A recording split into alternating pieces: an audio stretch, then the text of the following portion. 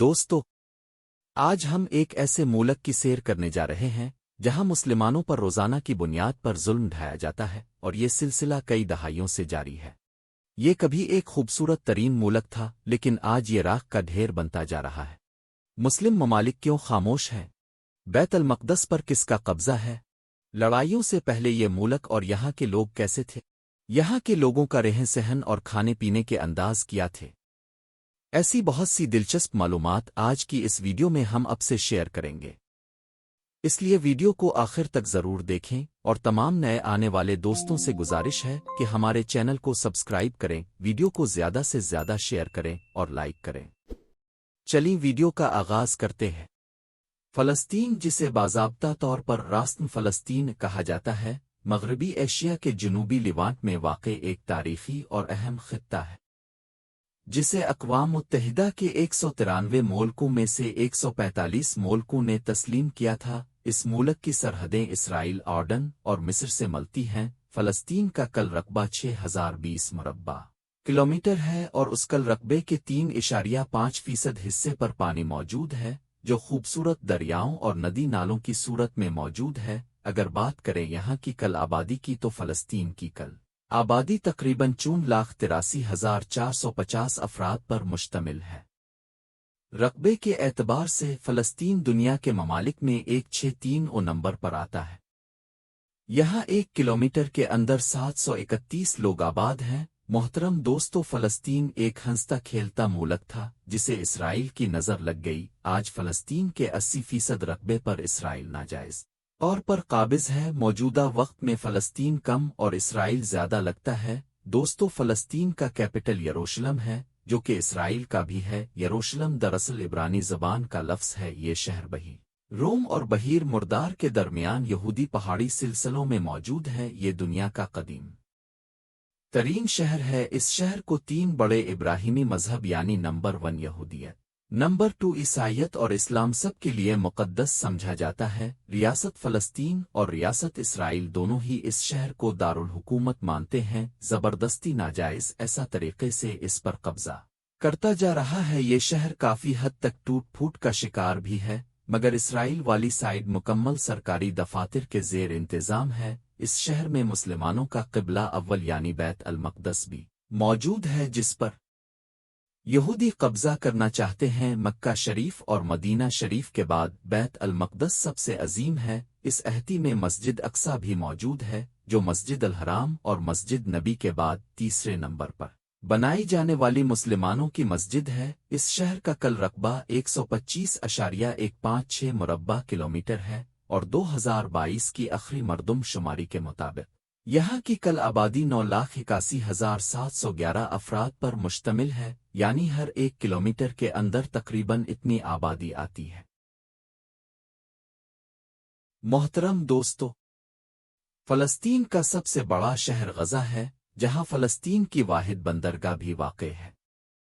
یہ شہر غزہ پٹی میں واقع ہے اور دارالحکومت یروشلم سے شمال مغرب کی سمت تقریباً 76.6 کلومیٹر کے فاصلے پر ہے۔ اسے بحیرہ روم کا ساحل لگتا ہے۔ حماس کے حملوں سے پہلے جنگ کے دوران بڑے پیمانوں پر لوگوں کی نقل مکانی ہوئی۔ اس شہر کا کل رقبہ 45 مربع کلومیٹر ہے اور یہاں کی کل آبادی 5,90,481 لوگوں پر مشتمل ہے، لیکن یہ تعداد جنگ سے پہلے کی ہے۔ ان جنگوں سے پہلے فلسطین کے لوگ انتہائی خوشحال زندگی گزار رہے تھے۔ جنگ سے پہلے بالکل ایک عیاش عرب ملک تھا۔ یہاں بھی دنیا کا ہر اچھا اور برا کام ہوتا تھا۔ فلسطین کی عورتوں اور مردوں کی ایک کثیر تعداد دوسرے عرب ملکوں میں شفٹ ہو چکی ہے۔ جنگوں سے پہلے یہاں رات کے وقت dance club, private dance parties, swimming pool parties اور بیچ کے کنارے بے انتہا فحاشی کا دورہ تھا۔ محترم دوستو، اب ہم دنیا کے 5 میں سب سے ہم قدیم ترین شہر نیبلس کی سیر کرنے جا رہے ہیں، جو اپنی تاریخی ثقافت کی وجہ سے مشہور ہے۔ یہاں کے گھر اور بازار دیکھنے سے تعلق رکھتے ہیں، جو اس شہر کی تاریخ اور روایت کو بیان کرتے ہیں۔ اس شہر کا کل رقبہ 28.6 مربع کلومیٹر ہے اور یہاں کی کل آبادی تقریباً 1,76,000 افراد پر مشتمل ہے۔ کئی سو سال قبل بنائے گئے بازار اور مسجدیں آج بھی موجود ہیں۔ دوستو، بیت المقدس کے قریب ایک ایسا شہر واقع ہے جو تاریخ سے مالا مال ہے، اور اس شہر کا نام بیت لحم ہے۔ یہ وہ مقدس شہر ہے جہاں حضرت عیسیٰ علیہ السلام کی ولادت ہوئی۔ یہاں عیسائیوں کا پہلا گرجا گھر بھی موجود ہے۔ اس شہر میں حضرت عمر رضی اللہ عنہ کی وہ مسجد بھی واقع ہے جہاں اپنے نماز ادا کی تھی۔ بیت لحم ہی وہ شہر ہے جہاں حضرت داؤد علیہ السلام کی ولادت ہوئی، اور حضرت سلیمان علیہ السلام کو بادشاہت بھی اسی شہر میں ملی تھی۔ یہ شہر قدیم تاریخ سے بھرا پڑا ہے اور اسے 1400 BC میں دریافت کیا گیا۔ اس کا کل رقبہ 10.611 مربع کلومیٹر ہے، اور یہاں کی کل آبادی 25,000 افراد پر مشتمل ہے۔ اس شہر کو ہاؤس آف بریڈ اور ہاؤس آف میٹ بھی کہا جاتا ہے۔ دوستو، اب ہم بات کریں گے ایک ایسے شہر کی جہاں حضرت ابراہیم علیہ السلام، حضرت سارہ رضی اللہ عنہا، حضرت اسحاق علیہ السلام اور حضرت یعقوب علیہ السلام کی قبر مبارک بھی موجود ہے۔ اب کے علم میں اضافے کے لیے عرض ہے کہ یہودی بھی حضرت ابراہیم علیہ السلام کو مانتے ہیں۔ اس شہر کا نام عبرون ہے جہاں ابراہیمی مسجد موجود ہے، جو آدھی مسلمانوں کے پاس ہے اور آدھی یہودیوں کے پاس۔ یہ اتنی بڑی ہے، اس شہر کی کل آبادی 2,01,000 ترسٹے لوگوں پر مشتمل ہے۔ دوستو، اس سرزمین پر کئی حکومتیں آئیں اور گزری، اور یہ شہر ہمیشہ اپنی اہمیت اور مذہبی حیثیت کے لحاظ سے دنیا کے اہم ترین مقامات میں شامل رہا ہے، جن میں یونانی، فارسی، رومی، ترکی اور صلیبی حکومتیں سرِ فہرست ہیں۔ اسلام نے اس خطے کو 638 ہجری میں حضرت عمر فاروق رضی اللہ تعالی عنہ کے دور حکومت میں فتح کر لیا تھا۔ دوران مسلمان حکومت کے 1095 میں صلیبی قابض ہوئے اور جنگ جیت گئے۔ اس جنگ میں اچھی خاصی قتل و غارت ہوئی۔ یہ صلیبی جنگی سلسلہ 1291 تک چلتا رہا۔ پھر سلطنت عثمانیہ کے گھوڑے اٹھے، جنہوں نے راستے میں آنے والی ہر غیر مسلم قوت کو نست و ناموڈ کر دیا۔ 1516 میں عثمانیوں نے اس خطے کو فتح کر لیا۔ پہلی جنگ عظیم میں سلطنت عثمانیہ کی شکست کیا۔ انگریزوں نے اس خطے کو فتح کر کے اپنی حکومت کو قائم کر لیا۔ برطانوی حکومت کے دور میں اسرائیلی یہودی فلسطین میں پورے زور و شور سے مہنگی زمین خرید کر داخل ہوئے۔ یہودی لوگ خاصے امیر تھے، دگنی رقم ادا کر کے انہوں نے فلسطین کی زمین کو خریدا اور آباد ہونا شروع ہو گئے۔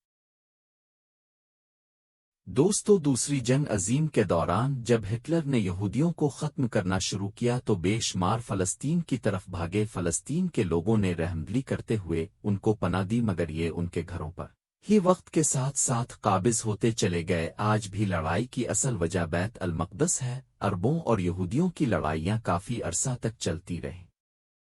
1947 میں یہ مسئلہ اقوام متحدہ میں باقاعدہ ایک اجلاس کے تحت رکھا گیا، جس میں فلسطین کو تقسیم کر دیا گیا۔ 15 مئی 1948 کو فلسطین 2 حصوں میں تقسیم ہو گیا۔ اسرائیل باقاعدہ طور پر وجود میں آ گیا۔ اس معاہدے کے بعد بھی عربوں نے بیت المقدس کی کئی جنگیں لڑی، مگر اسرائیل ہمیشہ جیت حاصل کرتا گیا۔ یہ جنگ آج تک یہ سلسلہ جاری ہے۔ فلسطین کی قومی زبان عربی ہے۔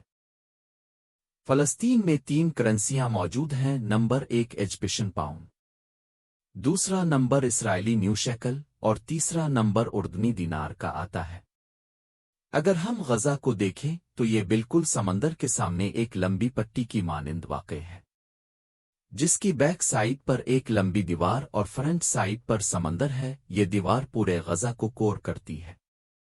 دراصل یہ دیوار اسرائیل اور غزہ کے درمیان ایک بارڈر ہے۔ اس دیوار کو 1994 میں یہودیوں نے سیکولر منصوبہ بندی کے تحت اس علاقے پر قبضہ کیا اور تعمیرات کا آغاز کیا تھا۔